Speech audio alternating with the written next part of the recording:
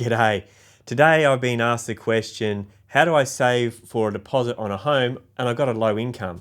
Well, my immediate answer is the same way you save if you've got a high income, and that is you don't spend it, right? The only way to save money is if you don't spend it. Now that sounds kind of silly and a bit like, ooh, Captain Obvious, but the fact is that a lot of people don't do that. So the only way that you can put money aside is if you actually don't spend it. So it doesn't matter what your income is, you can be a super high income earner and you still don't put money aside, you're never going to get a deposit for a house, it doesn't matter.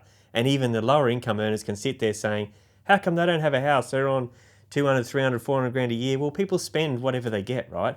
That's the first thing you have to do. You have to adjust your spending habits, get a money menu, which is a budget, and make sure that you stick to it and plan where every dollar goes. So that's the first thing. The second thing is that you need to adjust your thought about what you're going to buy, right?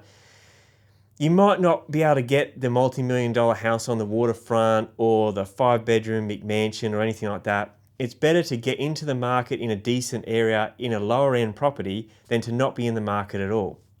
So if you reassess your goals or, rejigger what your expectations are, and maybe you don't even need to move into this property. Maybe you could just rent it out. It doesn't have to be your own home. Maybe you could rent vest, right?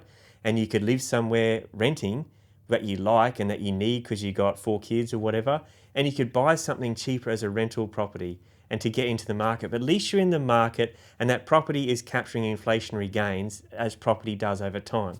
So that's the two parts you got to look at if you want to get into it. Yes, you got to sell whatever you can to get the deposit into place, except don't sell your kidneys, sell your spare bike, sell this and that. Live within your means and then adjust where you want to buy that's in proportion to what you can spend. And that way you can get into the market and get your future happening. I'm Scotty North and this is 2 Minutes Tops.